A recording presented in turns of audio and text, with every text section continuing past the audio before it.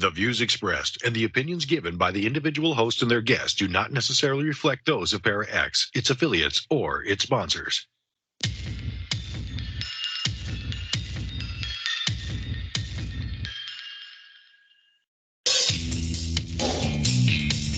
Supernatural, metaphysical, paranormal. You know, all those things you've been wondering about?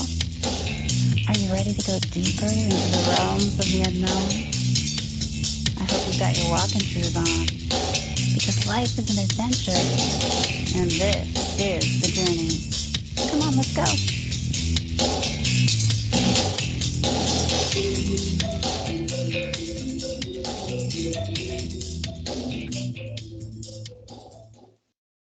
Hello and welcome to the show, everyone. Hey, this is the Journey Radio Show, and hey, we're the She-Squatchers. I'm your host, Jen Cruz. I've got my fellow teammates with me. I've got Jenna Grover. Well, hello, everybody. And we've got Tammy Trickle. Hi, everyone. We are so excited to be here with you guys tonight. We're sorry we weren't around last week. We were traveling to North Carolina for the WNC Bigfoot Festival, which was a huge success. We hear that they estimate about 40,000 people were in attendance. And although we did get some rain, and it was a lot of really heavy rain, people were still in good spirits and they hung around and we're still wanting to be there and hear our presentation. So it was a good event, and we're really thankful that they brought us out for that. And we hope to return someday again. I was excited. We got to meet so many people that watch our show on YouTube. They came up and said, "Oh my gosh, I know you. I watch you on YouTube," and it was really exciting for us to get to meet those people. And so thank you for coming out to meet us in person. I love that. And I know my girls love that too. Yeah. Tonight we have a very special couple of guests for you. We've got John Montoya and April Gabriel from the Midnight Squatchers based out of Minnesota. And they're going to bring us some Bigfoot reports from this area, Minnesota, and probably other areas like California, I think, too. So welcome to the show, Midnight Squatchers. Thank you for having us. Yeah. So And I know we've had you on before, ahead. but just to give the listeners a quick rundown of your background, could you tell them how you got into Bigfoot just real quick? Oh, well, it all started with, like most people in my age group, back when we watched The Legend of Bigfoot. I was always in paranormal, ghost, anything that goes bump in the night. But after watching that movie, I really started looking around the forest, and as time goes on, I had an encounter. It took me only 20 years later, but in the 90s, I had an encounter, and after that, I was hooked. I was hooked through all my life on anything that has to do with paranormal, Loch Ness Monster, ghosts, Bigfoot, what have you, anything that goes bump in the night. My mom, she was big on a lot of her shows back in the 60s. She loved anything with Night Gallery, all that stuff. So I guess I kind of grew up in that. When your mom watches it, you're going to watch it too. That makes a lot of sense. But, yeah, and, I was the one probably peeking through my hands, trying to look under the TV tray at what's going on. But that fear has went away now.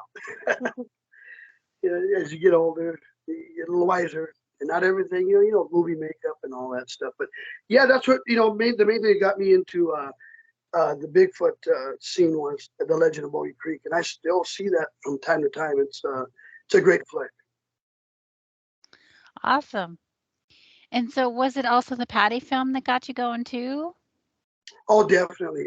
Anything that had to do, with the search of, anything, all them documentaries. I mean, back in the 70s, there was books in the library. I might have had 3 that I could research Bigfoot in the 70s, mid 70s.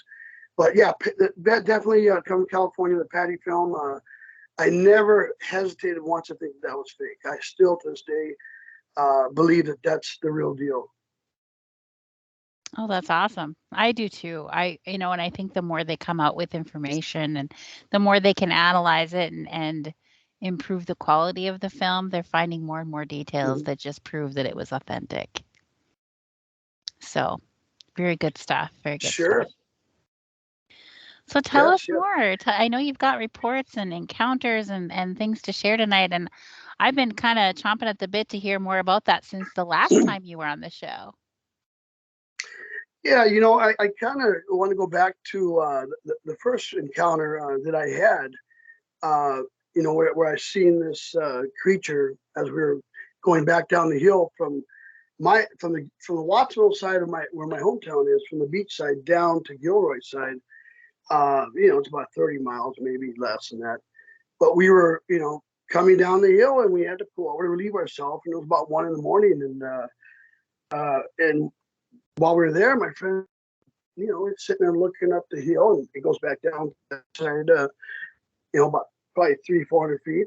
And it's a little tiny logging road. I mean, it's a road that it's not traveled a whole lot. I don't know about now because I haven't been out there in 20 years. I do periodically, but I don't know how much traffic it gets now. But back in the time, you wouldn't see nobody driving that 1 in the morning, except for us kooks out here. But we went down the hill, and like I said, when we got up to relieve ourselves, my friend said, "What is that? What the heck is that?" When I looked up, is when I seen this almost 9-foot tall creature, from what I estimated at about 4 foot wide, just swaying back and forth. Well, that report, I know we talked about that before on the show. I mean, it scared the hell out of me. I didn't know what I was looking at. I kind of knew what it could be. But my friend didn't take but 2 seconds. He ran in the car, didn't want nothing to do with it. He started stuttering my name, which this guy don't stutter. He did when he seen that. Big creature just staring down at him. But I sat there and I looked at this thing and I yelled. I said, "Hey!" And it froze. Right then and then, I knew that this thing went from swaying to staring at me. That it is definitely something. If it's a person, it's got to be two on top of each other with a black jacket and about 4 foot wide, which didn't make any sense at 1 in the morning. Well, we had pulled over to have a beer, and I did I had probably, a quarter of the beer left, but I threw that bottle up just to see what it would do. And that's when it sounded like it started growling or grunting a little bit, and it sounded like it was walking towards me. It was a silhouette. It was dark. That's all I could see, but I could definitely make it out in the moonlight. So I didn't hesitate. I mean, it took like 2 or 3 seconds. I was in the truck, and you can only drive about 10, 15 miles down that road. But I didn't look back. I just got in the truck and left. And I didn't want to go back to that area, at least during the nighttime. I didn't even go back in the daytime for about 2 weeks. I was just spooked. But with that said, that report, during the Super Bowl, me and Daniel Perez of Bigfoot Times, he has a little newsletter, comes out every month. Great. It's been around for 25 years. Great newsletter. And we started going back and forth about Super Bowl and about the Rams maybe winning, and well, they did.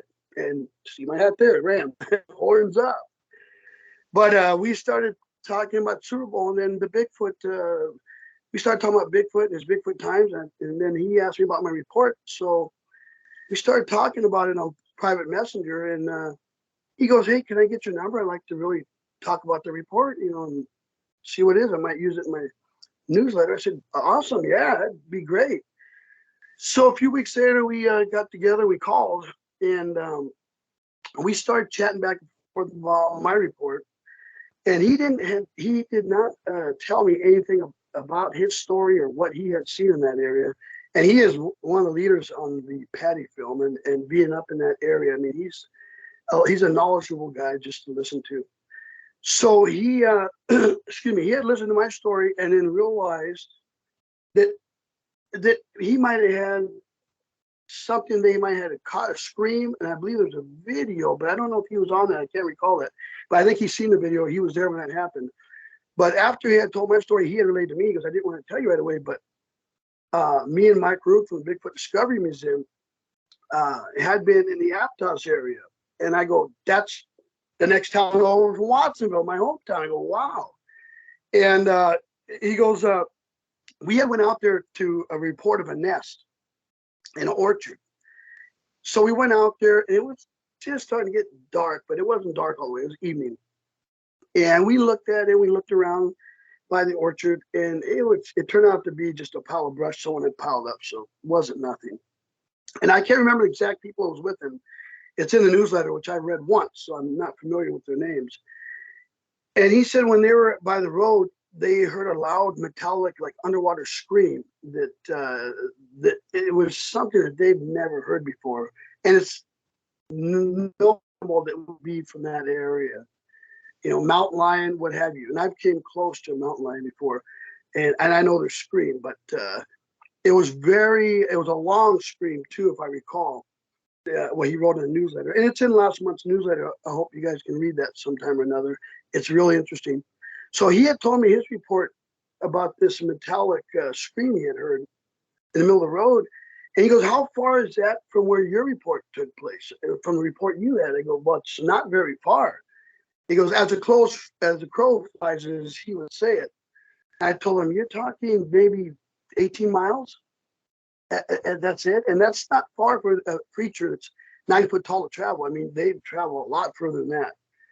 So that really blew my mind. I go, well, and then I had told him about the video I had seen with Mike Rube when I went to visit him a few times.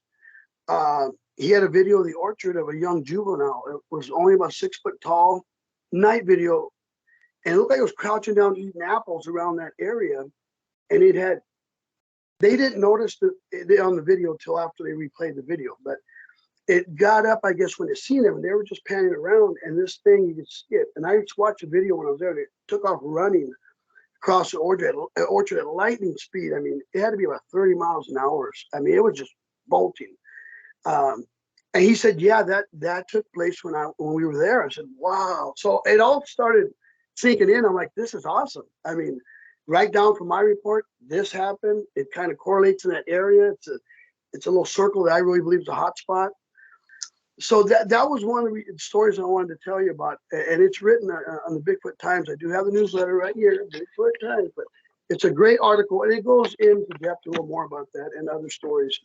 I know in also the same area, it's called Mount Madonna. It's a mountain that connects Watsonville to Gilroy, and it's just a beautiful drive. I've driven a million times, and hopefully one time or another we'll all get to see that, and I can take you around there and you guys can visit. It is beautiful. I miss my hometown. But I guess a lady was on an evening, they were going to go out for an evening get together at the park or something. I don't know how it all went. But as she was driving up the hill, she noticed something coming out of the redwoods there. And it's sparse, but it's thick. And there's little valleys where a little creek can run by it. And it's about a good 20-mile jaunt. And she said that she noticed something pop out, walk alongside of the road, and then pop back in, and looked at him and pop back in. And the only thing she referred to is about an 8 foot tall hairy creature. And she said she thought maybe it was a homeless guy that was wearing fur around him, like a jacket. So that blew my mind. And I think it's on the BFRO side, if I'm right. But that was just wild. And I said, well, here's another one. Now it took place in 1980.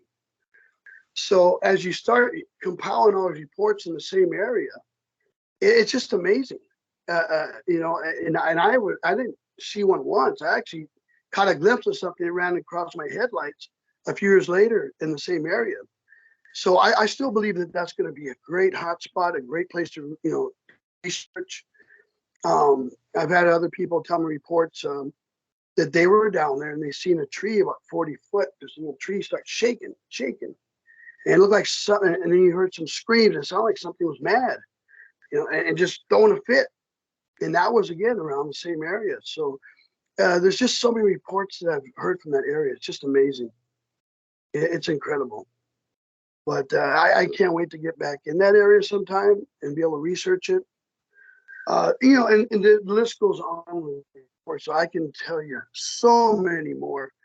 But there's another place that I want to touch at. I'll get away from California for a minute. Is me and April a couple weeks ago, we scouted out 2 weeks in a row. We have a hot spot down in southern Minnesota. It's a Spring Valley area. And we've been hitting that pretty hard, where a person had a 17.5-inch footprint he found. And this thing, again, was screaming at him, threw a log at him, and he actually seen this thing while they're having a campfire. So we've been hitting that area a few times here and there. We're supposed to go back out and camp. So earlier today, we went out in the woods, and the mosquitoes are starting up. So I said, well, if we go out there, we're going to have to really douse ourselves with some bug spray, because I'm not one to I do not like mosquitoes. I don't like getting bitten, but,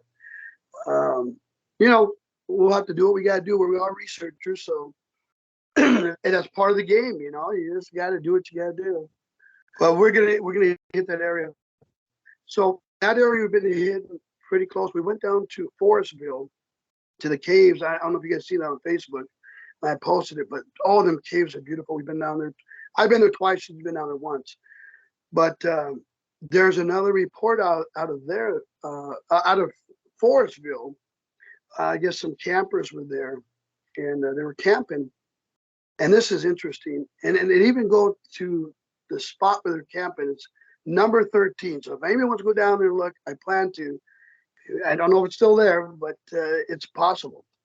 But these people are camping at Forestville State Park. They're out there, just having a great time, having a few beers, and had the fire going, and they had a little camper there, and they said they heard something moving in the brush. It was just breaking, like someone walked around, and big and heavy. Well, then it stopped. So about 20 minutes later, kept continue what they're doing, and all of a sudden, as the story goes, a dead rat goes flying by them out by the fire. So they seen a dead rat there, and they thought somebody was messing them. So they yelled at him. Nothing. So they went back about their business, doing what they were doing, and all of a sudden another dead rat came flying at them. Mouse, rat, whatever it might have been. Well, then now they started getting a little spooked because they heard something moving again, and something threw. What was this? Throwing dead mice at them. They had no clue. Well, they threw them back in there thinking that maybe it was just someone messing with them and nothing would happen. And then nothing really took place after that. So they continued in and went into their camper, played some cards, and we're just going about their business again. It's 5, 10, 30, 11 at night when they heard a big thud on the camper. And it really pushed the camper. So they couldn't figure out what that was. And they started hearing growling and something moving around the camper and growling, and started hitting it again and rocking the trailer. Well, for someone to rock a trailer, that's sitting on, it takes a little strength there. I mean, we can rock it, but this thing was really moving where it was starting to hop off its wheels. Well, one of the guys thought maybe it was somebody, playing the game. Maybe there's a bunch of people outside. But he heard the growling, which really spooked him. So he got, I guess, from the way the story goes, he got a stick that they cleaned the bathroom with. They had been cleaning, and maybe had chemicals on it. I don't know. But they opened the door, and this big head, it looked like a werewolf or a dog, peeked its head and was growling and scratched the guy right on his arm, which opened up his arm a little bit. They left marks. Well, he swatted this thing with the swatter, with whatever that little cleaning brush was, and he thinks that the chemicals on that might have, pushed him away, or maybe didn't like the smell. Who knows? And so he backed off. But he said whatever it was about 7 foot tall, and big, hairy, on 2 legs. But it looked like a werewolf. So they call them hellhounds, dogmen. Who knows? I've never seen one personally, nor I don't want to, because I've heard some nasty stories of these things. So I guess they got spooked, and this thing sounded like it left. So they got in their car and were getting the heck out of there when this thing popped out of the bush and stood right in front of the car. Well, they went around it and thought that they were free. Unbeknownst to them, they heard something pounding on the car, and this thing was hanging on top of the car. So they slammed, it was literally hanging on the car. So they swerved and slammed on the brakes, and this thing comes rolling off, and then they bolted around it. They made it to the police, the police station there. And I don't know the whole report. I read it once again. I don't know exact police station name or what it may be, but the local police station. And they explained the story to me, showed the gashes on their arm. And from what I read, it was just like cuts. It wasn't real deep, but it was, decent cuts, like claw marks. Well, they just assumed that maybe they were drunk, or maybe they had too much to drink and probably were seeing a bear or something, so they blew it up. They just discounted it. But I guess the guy ended up getting stitches on a couple of them cuts. So it was pretty nasty. So that was in Forestville State Park, campsite number 13. So pretty interesting.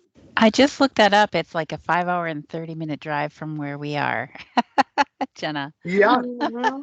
and it's only Jen. It's only about hour drive for us, and it's not too far from Spring Valley, where me and April's been researching with a friend of ours, Adam, who's kind of like on our team. He jumps in and out once in a while, and it's his grandmother's ranch, and all the uncles have acreage around there. So you're talking maybe 400 or 500 acres, surrounding the whole place. But I believe Forestville. We went down there, and I've never been in the park itself, just in the caves. And not, I think Abe Del Rio was just down there too, if I'm right. And at least he looked like he was in the area. But it's about 2,000 acres. It's a pretty good chunk. So a lot of woods. I couldn't believe when we went down this week. Wow, It's beautiful. it looks squatchy, beautiful and squatchy. So it's right up my alley. Yeah. So, but yeah, we think that we're going to try to hit that. June is a kind of our floater month right now. We don't have a whole lot lined up, so I said, well, let's get out there and boots on the ground and see what we can find. Just no dogmen. I don't want them. I don't know if you'll have a choice on that one. If he's What's there, that? he's there. Oh, I said I don't know if you're going to end up having a choice on that. If he's there, he's there. I just got to take what I get, right?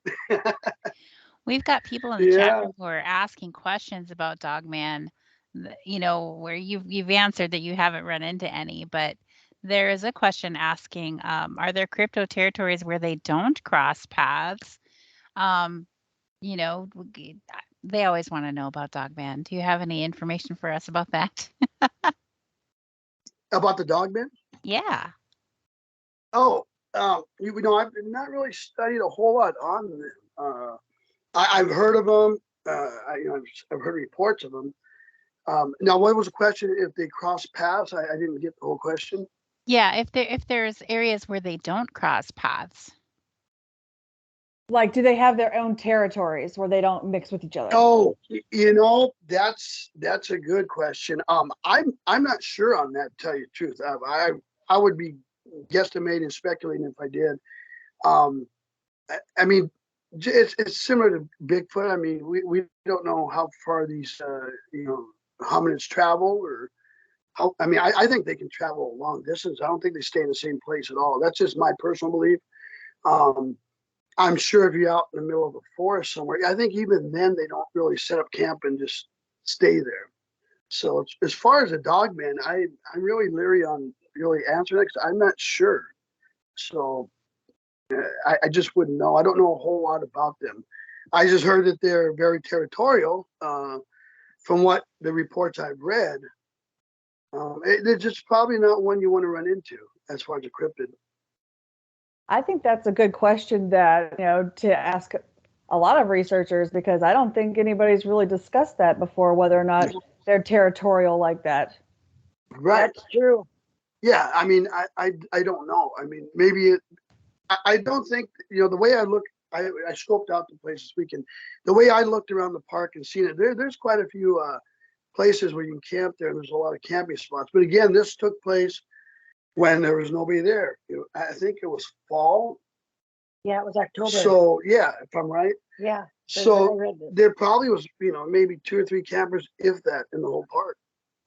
Yeah, I mean, I don't like camping in the cold too much myself, but who knows? Maybe it was one of them days where it was 60, 40 or something like that, on the temp, and these guys are diehards. But yeah, if you have less activity, sure. I mean, look what happened during COVID with all the animals around the world. We're all sitting inside. They said, "Hey, look, they're gone. Let's go have a party," And that's what they did. I mean, even the canals and stuff cleared up. But yeah, I mean, there was less traffic. You would think that, there'd be more activity, and maybe they set up shop a little bit and thought, "Hey, you're in my place. Get out." So it was very strange that they threw the mice at them. I don't know what that would signify. I just don't. Maybe he was trying to give them a treat. I don't know. Or do they have a collection in their pocket or something? Trick or treat, here you go. Yeah, kitty. But yeah, I don't know what that meant. But for something to hop on top of the car like that would Oh, That would scare the heck out of me. I mean, the closest I've had anything come to my car is when I was around Mount Madonna when I seen this lady walking in white. You know, here it is, coming back from clubbing when I was younger. I was, 17. We went clubbing in San Jose, California. We got to take Gilroy over the mountain to Watsonville. So I come driving through there with my girlfriend at the time and my friend, and I see a lady walking. And there's a story of a lady in white around Mount Madonna there, and that's besides the Bigfoot activity. And I never forget that. This lady just walking, just look plain, not see through, just look like a lady from the 60s, slender and white dress and just long hair. And as I got closer to her, probably within about 100 feet, I slowed down because I thought maybe she's in distress or something's wrong, or I don't know. Well, she knelt down and looked away from the car, which is very odd. And these are small 2-lane highways. So I slowed down to a creep almost 5 miles an hour, and I rolled down. I had a 63 Impala, and I rolled down the window and said, "Ma'am, are you okay?" And she stood up and turned around, and it looked just like a young lady, but there was no face. It was just all black, like you see right through. Like the hairs are floating on. There was no face. And it scared the hell out of me. Well, I stepped on the gas to get out of there. I didn't want nothing to do with that. And my girlfriend was sitting in the middle and my friend on the side, and they scooted over to me and were kind of hugging me. I'm like, "This lady's on my side. Why are you hugging me?" I asked them that after we got out of there. They were like, "I don't know. We were scared, so we thought we'd hug you." And I'm saying, "Yeah, but she's on my side." It's just stuff you do, when you get spooked in the spare of the moment. Just, oh yeah, that little 327 I had, I think I just wrapped that up. And we were going uphill too, and I got the heck out of it. That thing was screaming when I got out of it. But that's about the closest thing I've seen come to my car. And a dogman, no thank you, if I don't have to. So were there marks on the car from where the dogman was hanging on? They didn't say that in my readings, but I just know that they scratched the person up pretty good and left a couple gashes. So, I mean, that's pretty frightening. There's something that would do that. I mean, it's and then the sides of it, they said, if I'm right, it was bent over, like hunched, but it looked like kind of like a wolf or a dog man. It was just a hairy creature from what they said. And I don't know if they were mistaken that. Maybe it could have been a Bigfoot, maybe just a different type, maybe a little bit of a snout, maybe like a baboon. I don't know. I mean, we don't know how many different cryptids there are out there. There could be many different types. So who knows? But from what they said and what I read, it sounded like more of a dogman type creature. But very, very interesting. And we intend to camp in that same spot here in hopefully a few weeks. In a tent or a camper? I'll be in a tent. tent. I don't camp. I do campers once in a while and motorhomes if we're going to go out tubing or something like that. But I like to walk in Or the woods camp. and set up a tent. Cabin. Cabins Come on, are Jen, nice. where's your sense of adventure? Well, I'm sorry. If a dogman is pounding on a camper, a tent isn't gonna stop it. It probably won't. Hopefully, and it definitely wouldn't. But I'm still Well, going to go out. We still are going to go out there. Yeah, well, even if Bigfoot comes around, you're still in a tent. I mean, it don't matter That's true. who it is, I think they're less aggressive. Well, sometimes. I hope so. Yeah, I think Bigfoot are just more curious about us, Yeah, and that's we're true. some of the things I hear about dogmen are pretty aggressive. So, Yeah. I'm not real anxious to meet one of those. No, me neither. no. I mean, we've had our private talks, when we're out and about at different places, and when we went out to Reamer, and I just, if I want to see a cryptid, I think Bigfoot would be the one. I have seen one at a distance, but during the daytime, maybe at a distance, not real close. I would not want to see a dogman or run face to face into anything like that. It's just No. too many stories about bad vibes from them. Just plain and simple. Okay. What do you think dogman is? If it's something walking upright, but it's yet more dog-like features on the bottom, but kind of like a Bigfoot on the upper body, but not as wide and broad, barrel looking, but it's got a head like a dog. I'm not. I would think it's in a class similar to Bigfoot, but walking upright, if that's what they do. But it's different. It's totally different. Bigfoot's the way I look at Bigfoot, I think it's more, Bigfoot would be more or less like more related. They would be closer to our species than the dogman. Dogman would just, I just don't know. I mean, could they be something supernatural? Who knows? Who knows? Okay. Well, with that, we got to go to our commercial break. Stay tuned, everybody. We'll be right back with the Midnight Squatchers. And we should be clear. Yay, we've got more questions in the chat room about Dogman coming up. So Right. That's cool. people Try to have answer it. questions. People have questions. So, Yay. Sure. That Yeah, means there's Sure. great listeners. yeah. that's Yeah. good. It's And, so you good know, I to think see you we're all- guys. Thank It you. is. You guys you're more than welcome to come down and camp with us. You can stay at our place and then we can go down there. Is We it should do muddy? that. Is it muddy down there? No, it's No. actually nice. They got trails, a lot of fishermen, and a lot of trails. I mean, you can get lost out there. It's When do you- beautiful.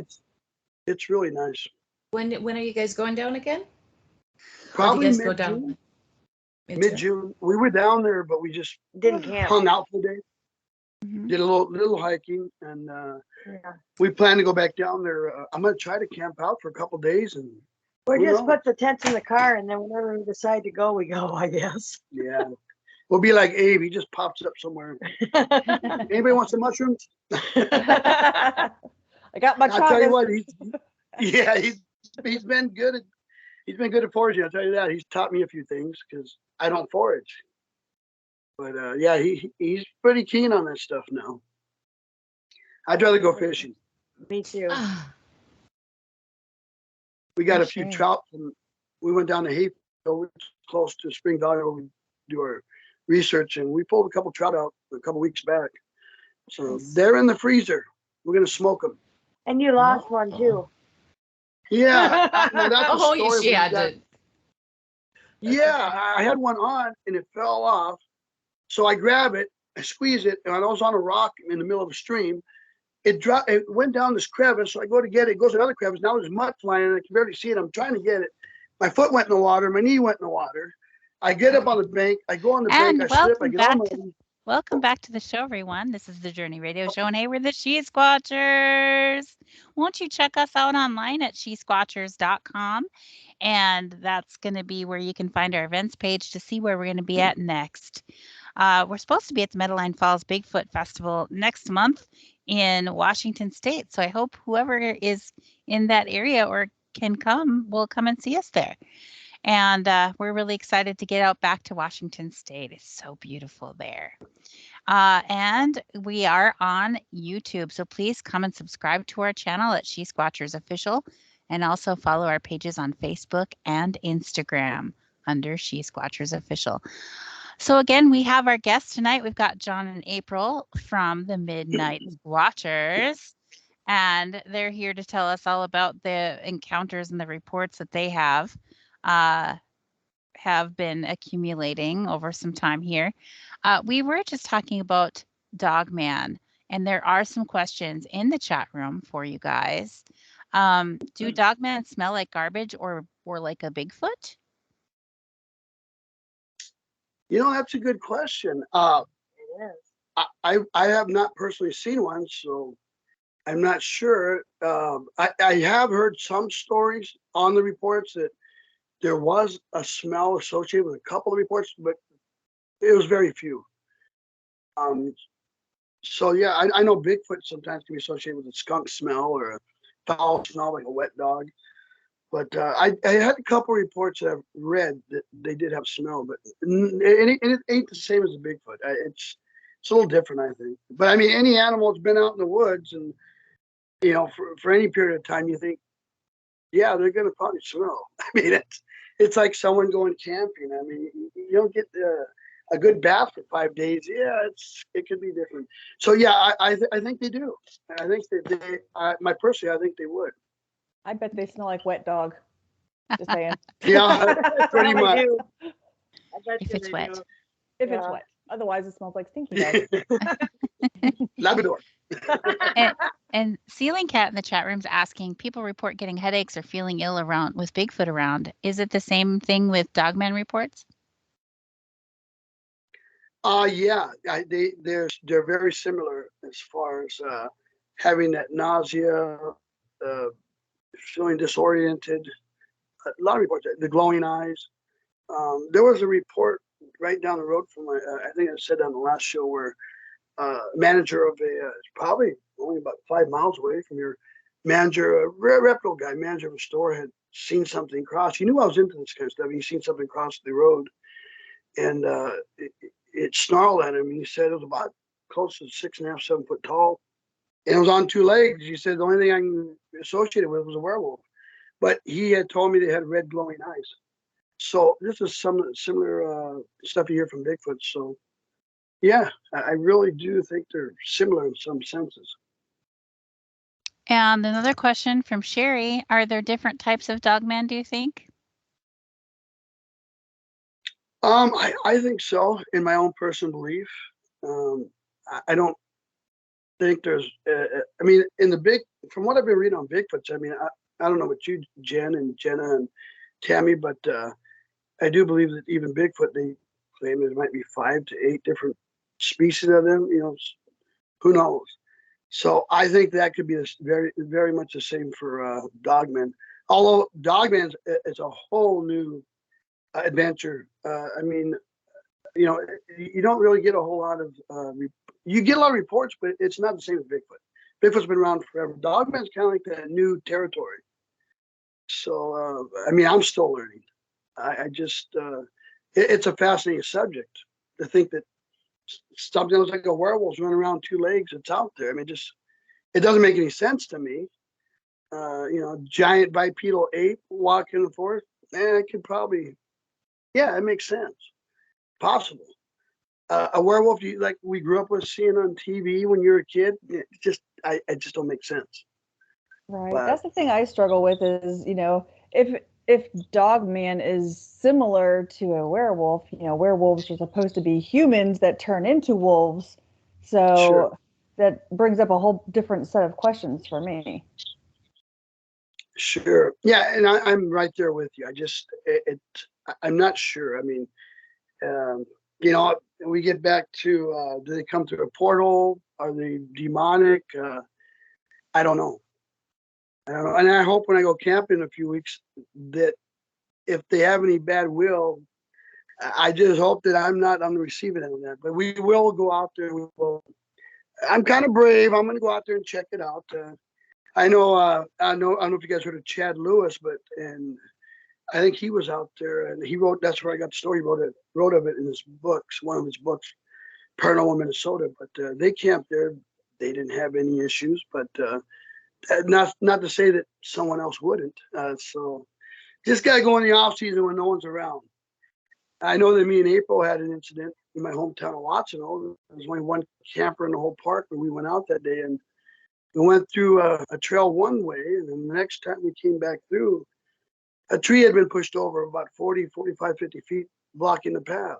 So it wasn't there when we went by 10 minutes ago. So, yeah, but nobody's around, less activity, less people. I think that's when they come out. That makes sense. So, that makes sense. Sure. Surprised you didn't hear the tree fall. We were in a car, so we were driving through. So he had the tunes playing, not really paying attention, just kind of sightseeing, but looking around at the same time. So yeah, then we got out and there was pebbles thrown at us. Smaller ones, bigger ones, and then we like, oh, I guess that's our cue to leave. And there was one other spot to get out that JD knew, so we got out luckily. Yeah, I knew another way around that because I couldn't move the tree to get the car around it. I'm not the bionic man, but yeah. So yeah, what was odd about that is when I got out, I looked at this tree. Said, what the heck? How the hell did this just fall down here? We just came through here 10 minutes ago, and it was daytime. It was like 2:30 in the afternoon, and we started getting pebbled by rocks. And I thought, who's throwing rocks? And then every now and then, just little ones, like, you can hear them just hitting all over.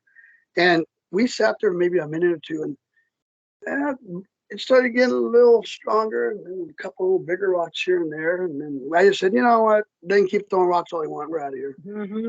I got places to go and people to see. But I looked around and I couldn't see nothing. So if there was something there, it was very well hidden. As I think most of these creatures do. They're experts at camouflage. I mean, they could be 5 feet away from you. You probably wouldn't even know they're there. You know, they're just sitting right there and you wouldn't even know it. So Bigfoot, what is your theory about what is Bigfoot? What is Bigfoot? Well, I'll tell you one thing that's really leery on is that quantum physics, or they pop out of a wormhole or a light and just appear and disappear and reappear. And I know sometimes we've talked about this, but that's one thing I'm more open-minded to it now. But before I just couldn't fathom it. I'm like, no, it just don't make any sense. You know, I mean, we're not doing Star Trek with Bigfoots now. I mean, it's popping up anywhere and beam me down, Scotty. But I'm a little more open to what they are.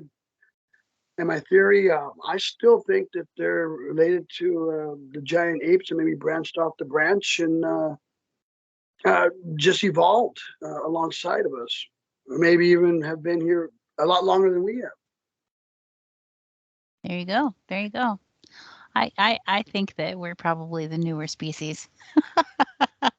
We're the one that doesn't fit in. Yeah, yeah. Yeah, it's a possibility. Right. It's a possibility. I think so. We're the one that destroys our environment. Animals usually live in harmony with their environment. So, but you know, being part Native American and hearing the creation stories from the tribes, you know, they all say that we were the last one created on this planet, that we were the last. And, you know, the creation story for my tribe in particular says that all the animals and all the plants and the trees agreed to help us because we didn't know what we were doing. We were brand new babies here. And so they agreed to help us as our big brothers and sisters. So, you know, everything that I can see says that we were the last thing created here, you know, so. And we're probably the most destructive at times too. Yeah, that's true. And, you know, typically, you know, things in nature live harmoniously in their environment, you know, the circle of life. Yeah. So. Very true. I know my dad was full-blooded Apache, so I got half Native American in me. Although I wish I'd learned a lot more and paid attention when I was a kid, and my dad learned how to fish real well.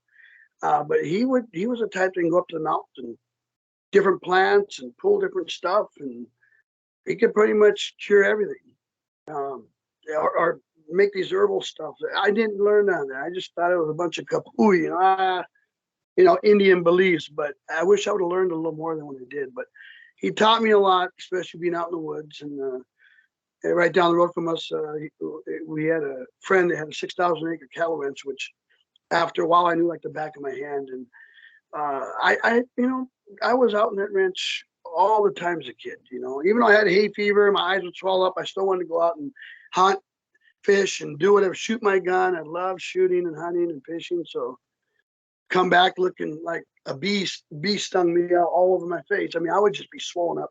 I had bad allergies, but next weekend I want to do it all over again. You couldn't keep me out of the woods. So, but yeah, there was another report I was going to tell you about out of Rochester. I think this again was probably back in the 80s, if I'm right. And this is Rochester, Minnesota, right down the road going towards southern Minnesota. We're kind of accumulating them over here, kind of like California. I believe, and it goes, if we remember right, we were listening, I guess a student was driving to Iowa, Decorah, Iowa. And, you know, it was, I don't know, was it that late at night or was it starting to get evening or something? No, it was late at night. Yeah. Oh, yeah, it was midnight. Yeah. Sorry about that. I got so many stories, man. I'm trying to think which one. So he was driving along, just heading south out of Rochester. And you're familiar with Rochester is, Minnesota, you know, being from Minnesota, which is about 30 minutes from here, my hometown here, Claremont. Anyway, as he was driving along, he noticed something hunched over on the side of the road. So he thought maybe it was a transient. And he didn't know what it was doing, so he thought maybe it's, again, somebody needed help, what have you. So as he caught in the headlights, he realized that it wasn't a person. As he slowed down, it looked like a giant hairy creature that was slumped over something. So as he slowed down, the creature had looked at him, and it got up and bolted up the hill. And me and her drove by that just, excuse me, I think that was about maybe 2 or 3 days ago. 2 in days that ago. area. Yeah. And I was trying to pinpoint that area because there's really no picture to go with it, but it was saying, I go, yeah, I could see that's a little more built up now. It's a more residential area now. But I could see back in the 80s where that may have been more woods there. And there's still woods there. And it's by the Zagrota River. Right. Where, yeah, it's a beautiful river because where this could have, where it took place. And when it bolted up the hill, it kind of went up to the tree line there. When he said he got out to see what it was, what the heck this thing was doing, and he was in shock, but he was still curious. So when he went to look, it looked like a rabbit that there was no blood on it, so it had been dead for a while. But it looked like it had been torn up and it must have been eating it, is what he gathered. So when he got by the rabbit, he said something started moving the trees and let out a scream that he said it's a long, loud scream. So he said at that point he had enough, and he got in the car and away he went. He was done with that. So, I mean, makes sense, free meal, roadkill. But that was just, again, right out of Rochester, Rochester, Minnesota, right down the road. And me and April, we go out that area quite a bit. We're always trout fishing on the streams and walking the trails around here. And we found some structures, as we call them, and in different parts. But can I say that Bigfoot made that?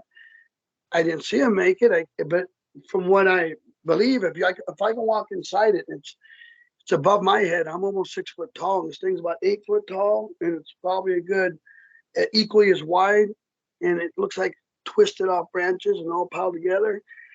I don't know. It's kind of strange to me.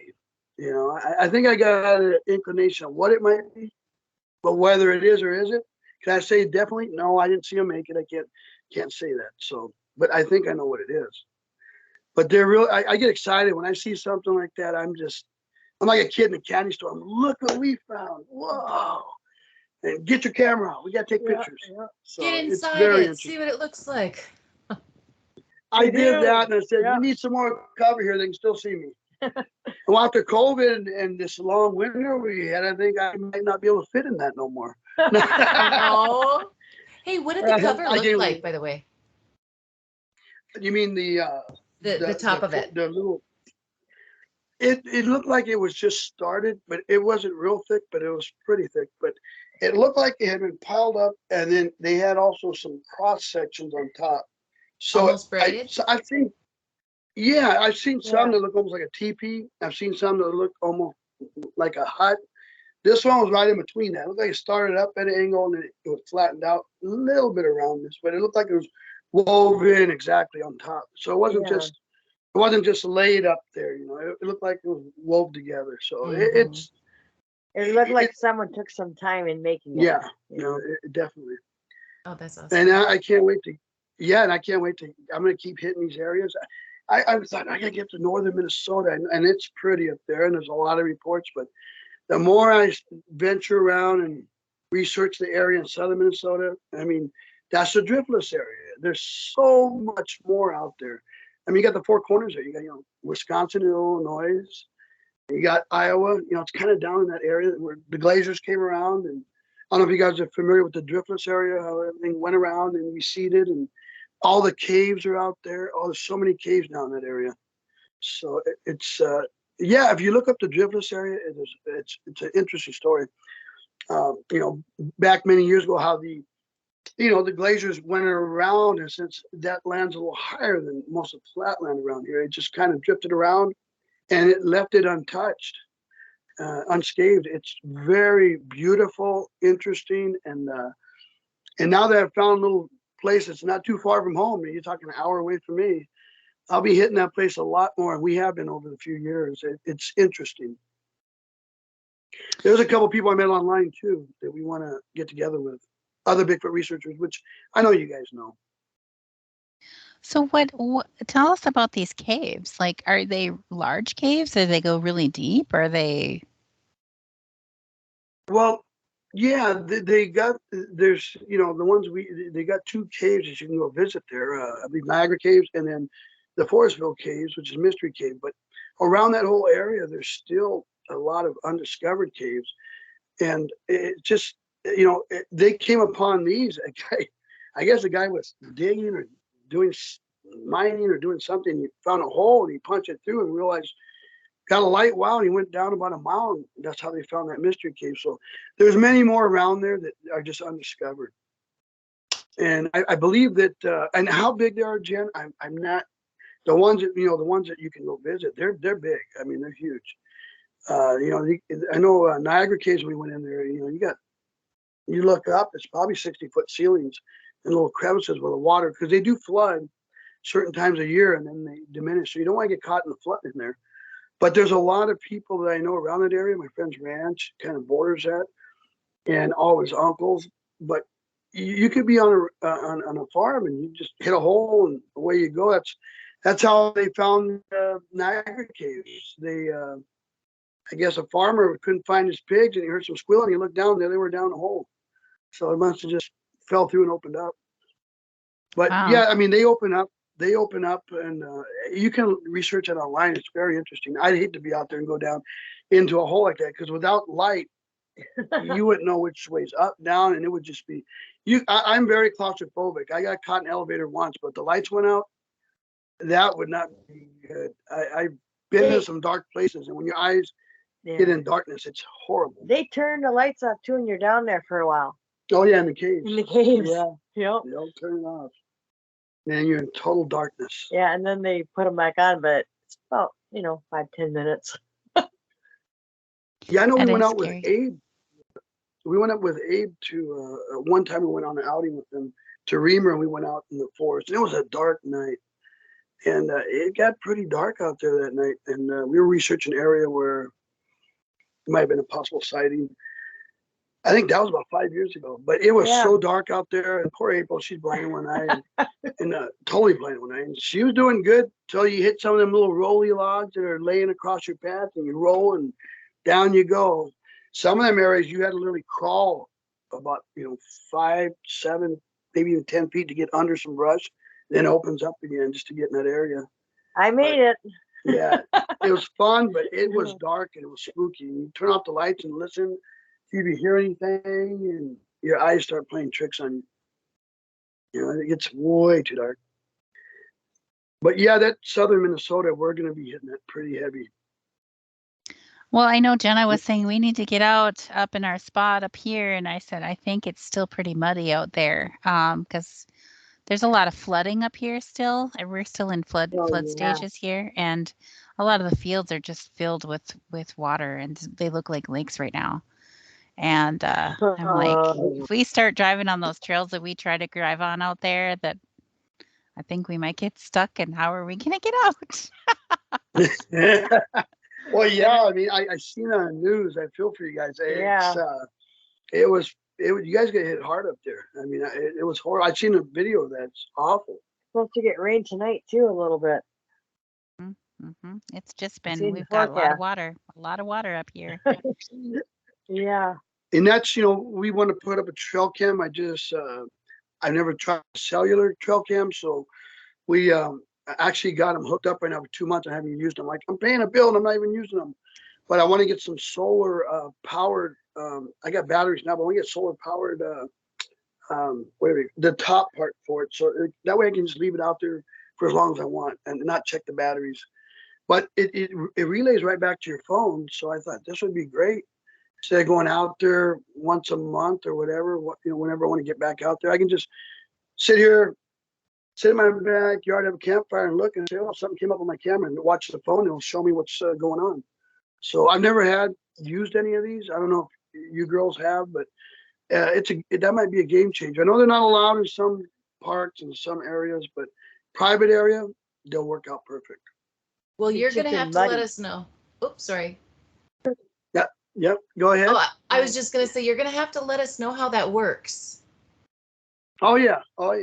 I just gotta. I'm not familiar with them, so that's what I'm saying. I need that solar thingamajiggy that goes on top, but either one that powers it. It still needs batteries, but New technology. I told April we could put them Oh, out yes. there. It should last a while, but when you get the little solar thing on top and they'll recharge it, it can be out there for months. Oh, that's so cool. So, yeah, and right now we try to get back out there in that area. And you're right. Even down here, we've had some rain, and I would use my laptop. We didn't have. They say lightning doesn't strike twice, right? Well, the tower got hit last year and this year again, so I think it does. But yeah, it's been too muddy to get in some of them areas, even down here. And the mosquitoes are starting to bite too. Started getting nailed today when I was out by the river. I said, okay, I've had enough of this. I didn't put no bug spray in. They're loving this California blood, so I'm getting out of here. But we do have solar power bug zappers. Yeah, we purchased them for when we're camping. They hang around the tent and they zap. I won't kill all of them, but it will help a little bit. So I've been gearing up in the wintertime. I say, let's see what kind of gadgets. I'm expecting gadgets. Let's see what kind of gadgets I get. So when I go out and do my research, I got everything I need. I know we were up with Tabby a few years back at Rainy Lake. I had stereo speakers and rechargeable stuff, and even a portable shower so you can wash your hair. Yes, he was the king of the campground with his portable shower, let me tell you. Porta potty, everything. I mean, we had it all going on. That is even almost glamping. Yeah, we even had a little heater. I cheated because I got on my 36 one night, and me and April, but it was sitting there, and I said, you know what, I'm gonna use that. It's just a little portable buddy, and it worked pretty good. I left it on for about an hour, turned it off, and make sure it didn't, because you had, if it tips over, it'll go off, but you don't want to hit anything. Then I got comfortable, and I went out for a couple hours. Got cold, I got up, turned it on a little bit, then went back to bed again. But it worked out good. It was fun out there. We got to do that again, Tammy, somewhere. I don't care where. We can go to Virginia. We can go anywhere. That island, though, was so fun. It was the best. I don't have any friends here in Virginia Beach with a boat yet, so there won't be any island camping until I find somebody. She says yet, but someone may be listening tonight that she knows or knows of her and says, you're in the Virginia Beach area and you want to go do some camping on an island. Let me know. I'm your girl. Are there islands out there to go camping on? There's some. All right. Coolness. Awesome. Well, we just have any go ahead. We just have like a minute left of the show. I wanted to give you an opportunity to tell people how they could contact you if they wanted to get a hold of you online or. Yeah, you can reach me at Midnight Squatchers at gmail.com, or you can reach me on Facebook. Midnight Squatchers. I have my Facebook page up, and them are the two sites I really look at. And if you have any sightings around the area, reports, feel free. I mean, post them on my Facebook page. You have to join the group; it's private, or you can give me an email, and I can surely check it out. Especially if it's down here in the southern Minnesota, I'm really hitting that hard, or around the surrounding area, because it's beautiful out there. But yeah, that would be a good way to get a hold of me. Awesome. So Midnight Squatchers at gmail.com or at Midnight Squatchers on Facebook. So that's how you can reach them. And Tammy is looking for a friend with a boat in Virginia Beach area. So you can reach Tammy through Facebook. It doesn't just have to be for camping. If you want to just go out in the boat, I'm your girl too. Friendsfortammy.com. Just kidding. Friends for Hashtag Friends for Tammy. Hashtag Friends for Tammy. I like that one. Yes. For you, girl. Yeah. You have a guy with a mansion, he'll be knocking on your door tonight. No, nobody knows where I live. All right, everyone. Thank you so much for coming on the show with us tonight. And thank you all for tuning in. And we'll see you right here next week on the Journey Radio Show. Good night, everyone. Bye. See you guys next time. Bye.